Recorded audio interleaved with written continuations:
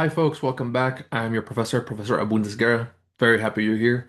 And then today's lecture for Latin American philosophy, we're going to be going over the Sanchez piece for the philosophy of Mexican culture.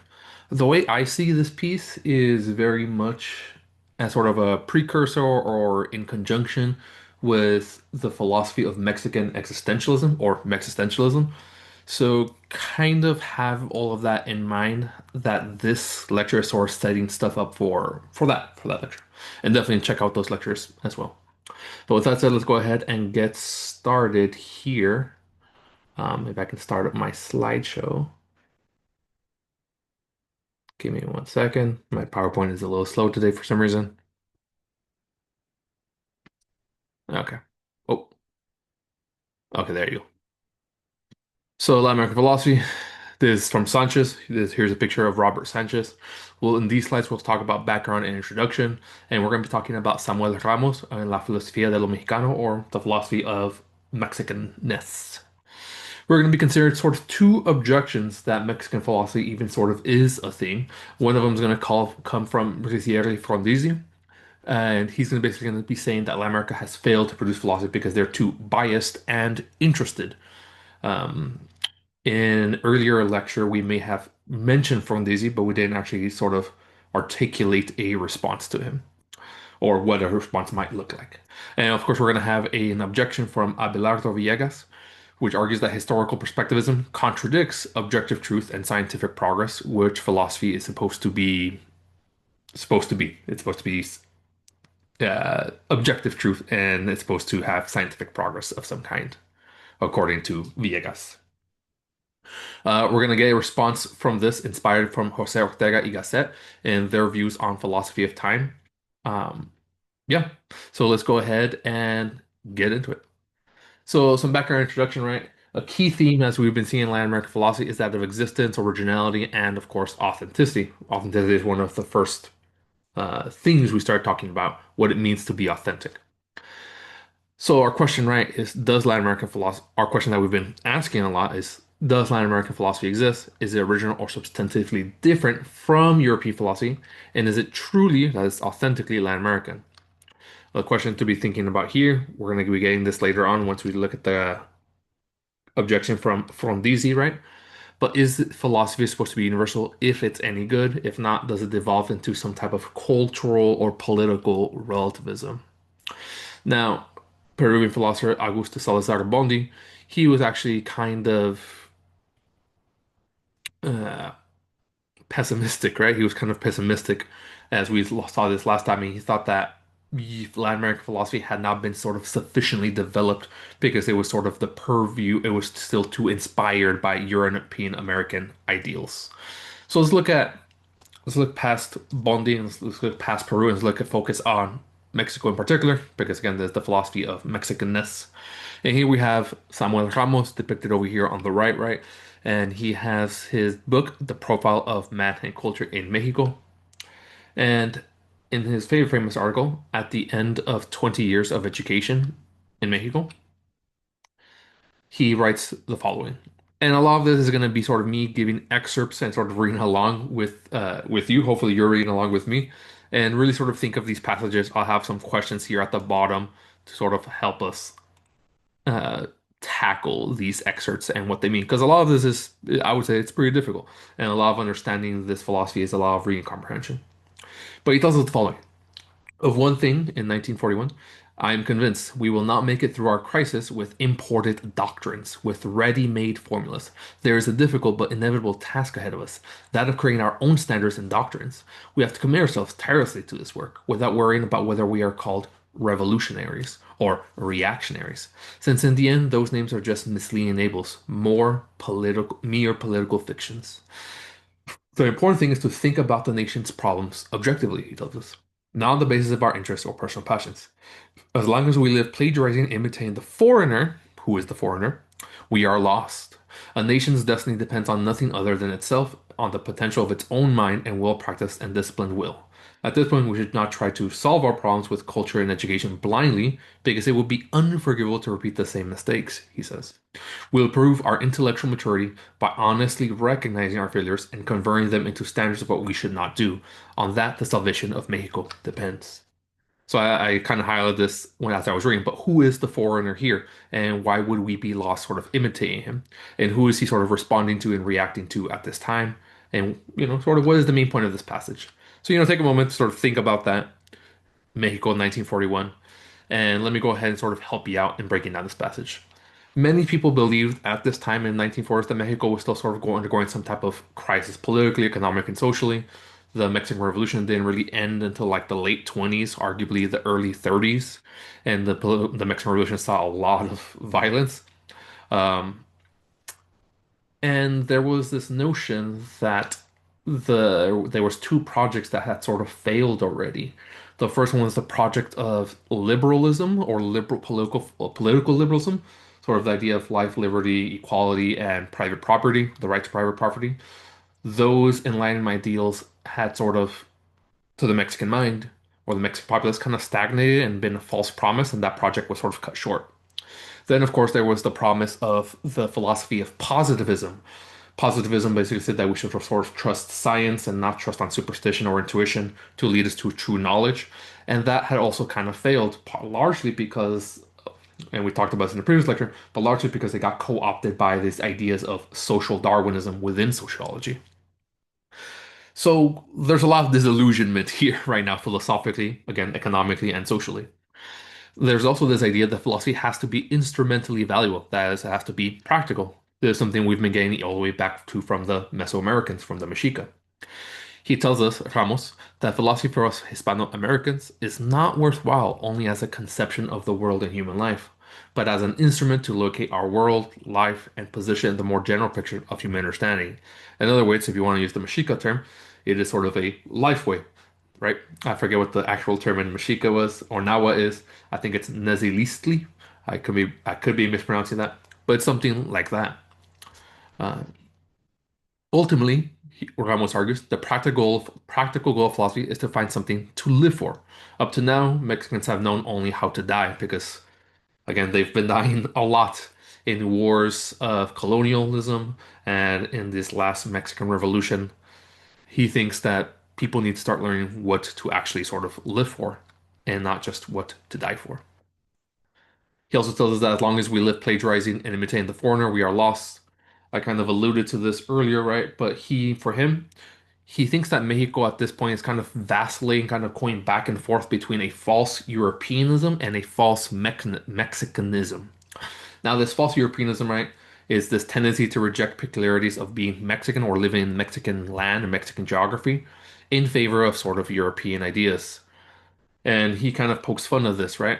He says it can be comical at times, where Mexican rich people, Mexican elites, adorn their houses with mansard roofs, even though it never snows in Mexico, which is, again, it's useless for a Mexican home. But more importantly, he's talking about importing European philosophy, whether that be scholasticism, which we've talked about, liberalism, or positivism.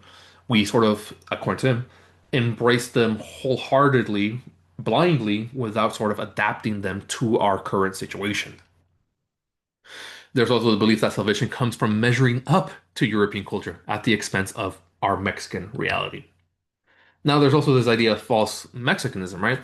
And that sort of came after the Mexican Revolution, where somebody sort of wants to, if they adopt this false Mexicanism, they want to divorce themselves from their European colonial history and create a culture completely sort of from scratch. Um, they sort of want to say that I'm not defined by my history whatsoever. I'm going to transcend all of my history.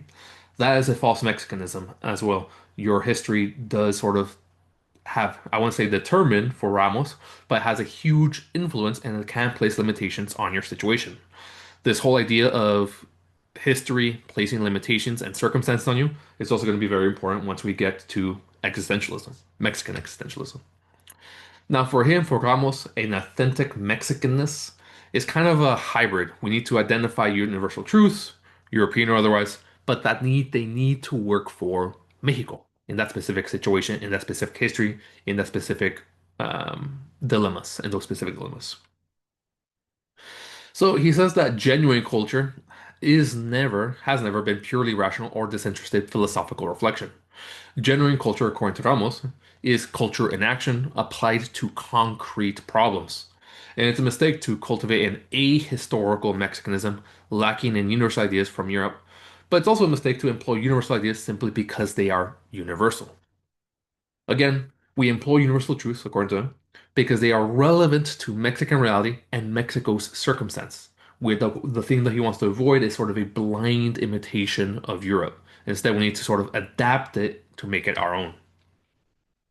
And I mentioned this before, right? But he does think that scholasticism, Enlightenment thought, liberalism, and positivism have all, up to this point, been failed projects and failed mistakes because we were not critical and adapt enough in adapting them to our Mexican situation. Now, Ramos is also kind of famous or infamous for saying that Mexicans suffer from a sort of collective inferiority complex.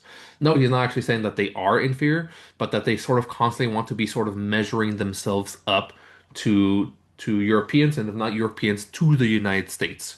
They want to sort of prove that they're just as good as them, but that often comes from a sense of insecurity. And by proving that they're good enough, they often try to sort of imitate them. He also thinks that this leads to bragging to others and trying to dominate others to conceal one's inferiority. There's a little bit of, we with our modern lenses can read a little bit about machismo and toxic masculinity sort of going on with this inferiority complex here. But this inferiority complex does lead to an inauthentic self. Authenticity, he thinks, only comes from understanding your own hybrid situation, where yes, Europe has influenced you, but you are also in a unique situation, in a unique setting, and importing ideas from Europe or anywhere is simply not going to work. At least not importing them blindly. And this kind of leads to this interesting point, right? Where philosophy here is not only culture and action, but it also kind of leads to sort of self-knowledge, right? Because you're sort of, and by self-knowledge, it's sort of like a collective self-knowledge. You're sort of required to think, okay, this philosopher, this European philosopher, or so and so philosopher said X, Y, Z, but how would that actually be applied to our current situation and our nation right now in my situation where my generation is facing XYZ circumstances? He does think that seeing this in Mexico will eventually let us see that all culture and philosophy, even European culture, which might claim to be disinterested, is culture in action. So we're going to get more into this later on with Mexican existentialism, but there's this tendency for a lot of philosophers, he thinks, to think that philosophy is the best type of philosophy, or philosophy in general, is disinterested. But he actually kind of tries to flip this by saying that all philosophy is actually purposeful towards a social or political aim. And that's that all philosophy will always have a concrete goal. And if it doesn't have a concrete goal, then he will probably say it's not actually either good philosophy, or he would probably say that it's not philosophy at all. And here he has this very famous quote. I love this quote. I am myself plus my circumstances, and if I do not save my circumstance, I do not save myself. In other words, we'll discuss later. I have that in parentheses. We'll discuss that later. Now here we have an objection, right? Risiero Frondizi, he's an Argentinian philosopher. He has argued that Latin America has failed to produce original contributions to philosophy because they were too concerned with the idea of authenticity and originality. He says each culture has a worldview, but for it to be considered philosophy, it must be done in a purely philosophical context, without any personal, religious, political, or economic interest. Otherwise, what you're actually doing is politics, religion, or your personal vendetta. Philosophy should be a disinterested discipline. You shouldn't have any biases going in. The best philosopher will be the most disinterested. Also, he would argue what even counts as my circumstance. This is too vague and leads away from the true work of philosophy, which is to find universal thought. At this point, you should sort of start to ask yourself, right, regardless of your views of philosophy, what fields out there might be best served by being disinterested? Well, I think that there's often an inclination to think that math or some type of science would be best served by being sort of disinterested. Let's assume that's true for a second. Is philosophy like that, and or should it be like that? Now, Villegas here, he's a Mexican philosopher, and he actually thinks that this talking of history is too much. He doesn't like it. saying that we can only make sense of the universe from our historical perspective, as Ramos mentioned. He thinks that's a mistake. He's going to think that it leads to solipsism, where you think that only you and your people exist, or narcissism, where you think that your people are superior, and the denial of objective truth and or scientific progress. Again, scientific progress being a big theme in the age of positivism, as we saw. Now, he doesn't think it's wrong to examine your own circumstances, but it is a mistake, according to him, to think there's anything peculiarly Mexican about Mexican philosophy. He says to return to the individual, to the most characteristic that we possess, is not to fall once again into narcissism, into a solipsism, or a closed nationalism. On the contrary, it is contribute to human experience.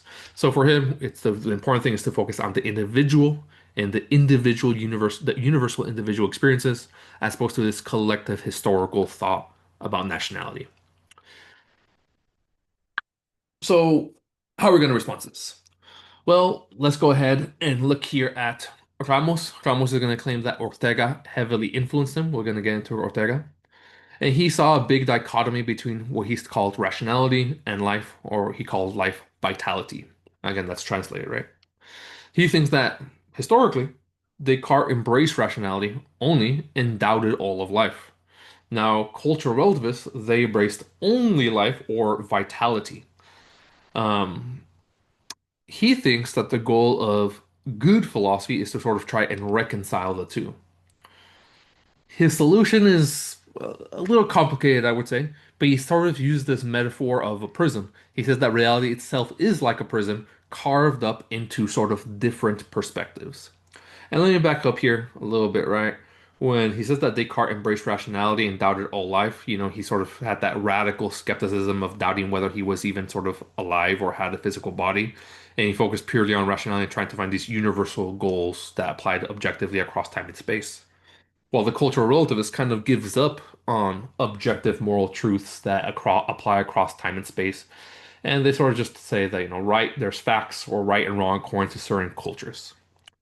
He wants to sort of synthesize the two in kind of a Hegelian way. He says that reality is a prism, right? And it's carved up into different perspectives. And these different perspectives are themselves what make up reality. He therefore says that reality thus is kind of intersubjective, right? Not relativist, but intersubjective. And his historical generation in the 1940s in Mexico, in particular, embrace this intersubjectivism. That is, they are particularly well suited to adapt and accept that reality is intersubjective, and this circumstantialism. In other words, reality is actually sort of made up by a multitude of different perspectives, and the only false perspective, according to him, is the one that claims to be the sole objective perspective. By circumstantialism, right? He had that very famous phrase, right? I am myself plus my circumstances. If I do not save my circumstances, I do not save myself. Meaning that you sort of have some leeway about who you sort of are. Yes, you are you, and you're a subjective person. However, you are also sort of thrown into this history and this time, and essentially these circumstances. And these circumstances influence you. But the good thing is that you can also influence the circumstances that you sort of live in. You can change the world in which you live in. And, for him, his circumstances, they were not particularly good. You can sort of stop and try to make this personal, right? What are the circumstances that you have been thrown into? You don't get a choice about the circumstances that you have been thrown into, according to Jose Ortega and Gasset. You just were thrown into them. Now, what are you going to sort of do about them?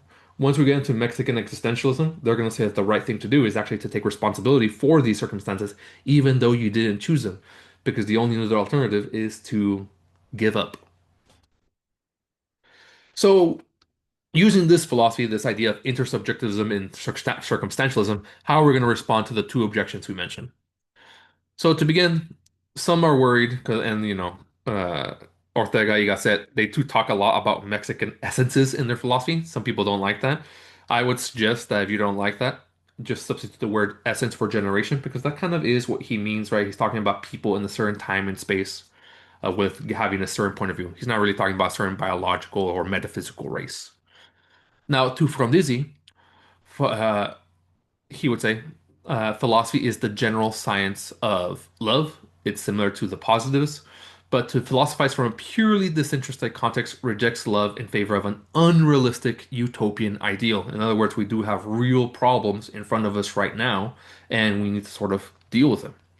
Now, to Viegas, he remember Viegas was really concerned about this historicism stuff.